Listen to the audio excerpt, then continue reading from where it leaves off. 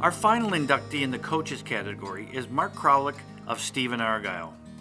Kroulik grew up in northwestern Minnesota and graduated from Kennedy High School in 1969. He was a standout in football, basketball, and baseball, and was also active in music, speech and debate, and the student council. But his future was uncertain as the United States was engaged in the Vietnam War. I had a brother who was in Vietnam. I had a brother that got drafted out of college into the Navy. If called, I would have gone. There was, I certainly had college teammates. I think one year we had 6 that ended up in the service before the next season. He wasn't drafted, which permitted him to set a course on pursuing his passion as an educator, counselor, administrator, and a coach.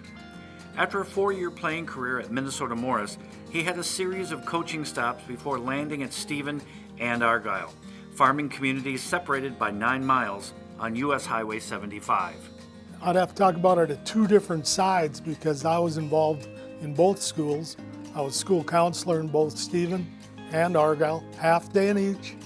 And when I was hired, Argyle was looking for an assistant football coach, and Stephen had a full staff. So they invited me to join their staff, and so I did. So I was living in Stephen, my sons were going to school in Stephen, and I was coaching in Argyle.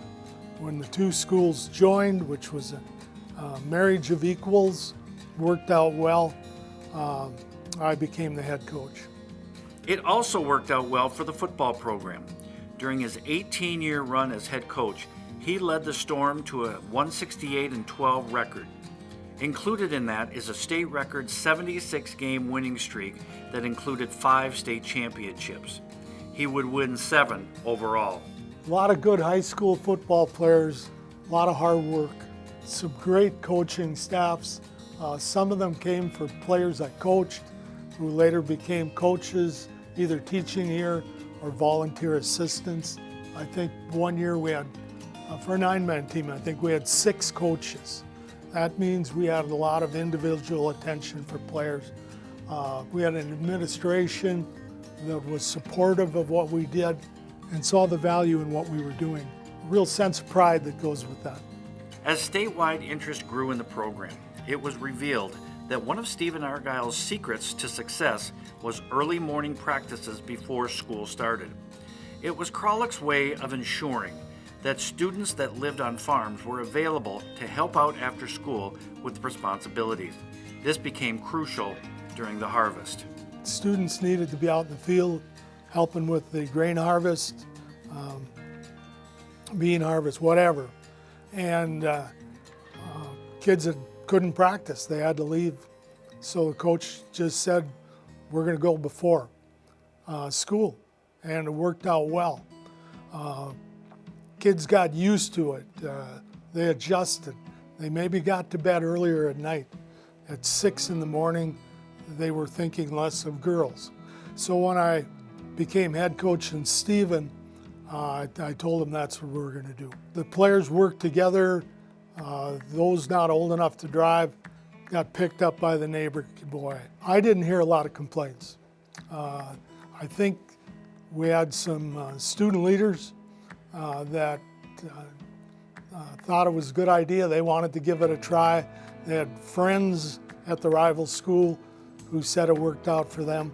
So there wasn't a lot of ripples, and they adjusted, getting each other up in the morning and making sure they got to practice. And then we were kind of successful athletically right away. Kroulik is grateful to the community for the support of the program, especially considering the multitude of trips made during the league's football playoffs, which included long voyages to the Twin Cities for the semifinals and championship games at the Metrodome.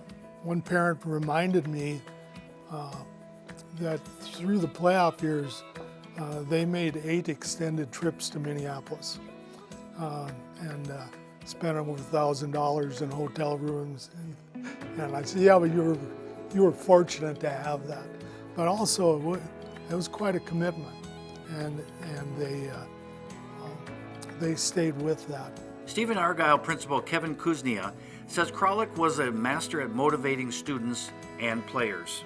He found ways to motivate all of his athletes and his students at school here as principal in different ways. And some maybe needed a softer brush, some needed a little harsher one, and he knew exactly what to do with each and every one of those students and student athletes for sure. You know, the one thing back in '92, I had an older brother on the team, and I was completely undersized for football, so asked me to help him manage. And one of the things which kind of exemplifies Mark in that situation is we weren't looked at as managers. He had the team treat us as equals, almost as coaches, had us working in drills and some of those things. It wasn't just go grab dummies and do those things. So he really had a sense of value for every single person, whether you're a star of the team or managing like we did. And gained a lot of respect from him immediately, how he treated us that way. And it exemplified with how the players treated us as well. Kuznia says Kroulik's legacy extends far beyond the football field or class walls. I'd also add to that, you know, Mark's active in the community, whether it's, he was a fireman for a long time, still a Lions member, active in their church. The legacy is modeling that you have to be an active member of the community, and he wanted to not just survive, but thrive.